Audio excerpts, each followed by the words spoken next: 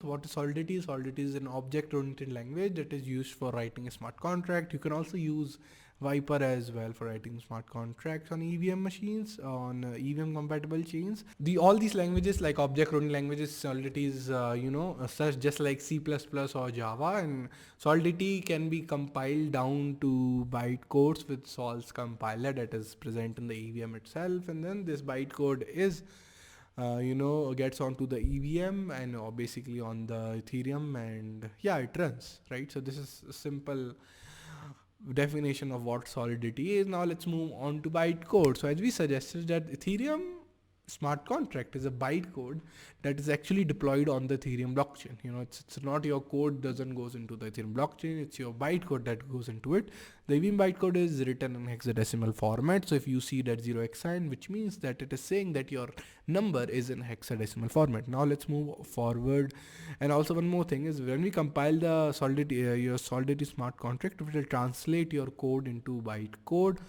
That bytecode is only understandable by the EVM. Bytecode is not designed to be executed by the processor directly, but actually by another program, right? So you can actually, it can be directly executed on the virtual machine itself, or the bytecode can be either directly executed on the virtual machine, such as an interpreter, or it may be further compiled down into my machine code for the better performance. You can see it in the example as well. It gets compiled into ABI and bytecode. We will talk about what ABI is, but yeah, you can see that here's the bytecode on the right hand side, and this is the assembly view of it, because you can actually break down your opcodes into break down your bytecode into bunch of opcodes. Okay, yeah, so let's talk about actually what opcode is. Before that, let's talk about ABI. So ABI is a application management interface. So when your Solidity code gets compiled down, it gives two things. One is the JSON ABI and one is the bytecode.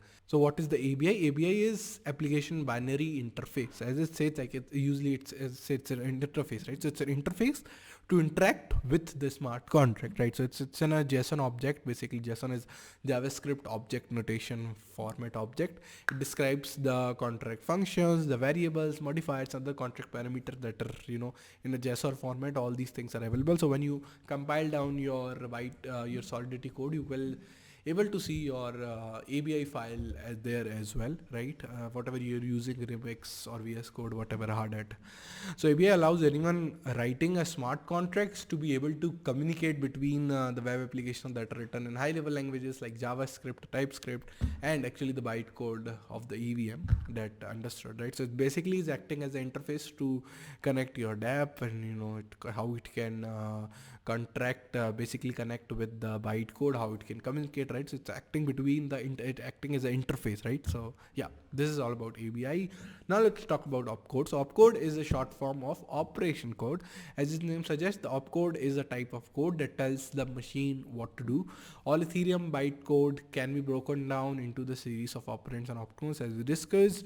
So opcode is a different whole topic which can have its own crash course, because there are several types of categories in opcodes as well: stack management, arithmetic operations, environmental opcodes, memory management operation codes, etc. There are a lot of them, and it can be a different crash course. If you want me to write a crash course, just let me know. And here you can see that every opcode has its name, and there is a minimum guess rate. For example, let's actually see the bytecode example, right? So suppose this is a bytecode, right? And this is bytecode. We will break down our bytecode into small opcodes. So here you can see the 0x01 stands for add, right? So you go to the Ethereum website, you see this list, and there will be list of Ethereum virtual machines, what Ethereum bytecode, and what the opcode is for that particular opcode, right? So you can see that, for example, 01 is for add. It means that this opcode means adding, right? And there is a minimum gas for it, that is 3, right? So similarly, what here 0x01 is doing is basically an opcode for adding two numbers in the EVM bytecode. So what it does, it will remove two elements from the stack. As we said, the stack is last in first out, so it will remove two elements from the stack, and then it will push the result. As I said that on the stack, your result is always on the top, right? So this is the case, and then we will, then and it is very important to understand the EVM bytecode that is for minimizing gas consumption, right? So this is all about opcode. So here you can see the other opcodes as well as like push one, right? So here what it is saying is that push one bytecode of data into the stack, right? It says that. So you can convert your bytecode into these different opcodes, right? So it is very important to understand, the how the opcode runs and what is the bytecode for minimizing the gas consumption, in turn reducing the cost for your end users, right? It's very important to know that the goal is not, I mean, it is the goal to optimize your gas, your contract, so it when you deploy it, it reduces the number of gas and the amount that is required to deploy it. But also it's the main focus is for your end users.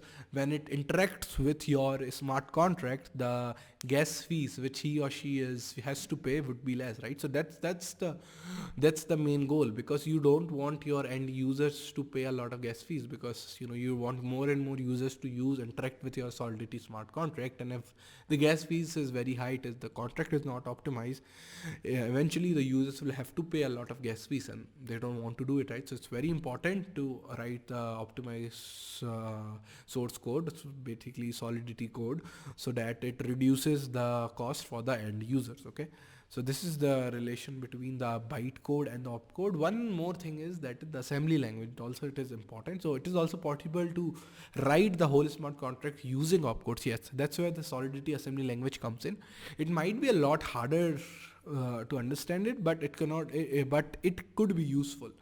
It can do stuff which Solidity can't do, and it can also save you a lot of gas. So you can see that the YUL language, it is basically written in this format, and then the assembly block is marked with curly braces, and this language is also called YUL. You can visit the Solidity documentation if you want to learn about it. Here is the format of writing it. You just write assembly, and then there are curly braces. You write the smart contract there as well. Okay, awesome. I guess that's it for all these small topics. Now actually let's go to one of the main example, right? We will actually go on to the remix, and we will write our own code. We will deploy it out. We will check the bytecode, how it turns into the different stuff.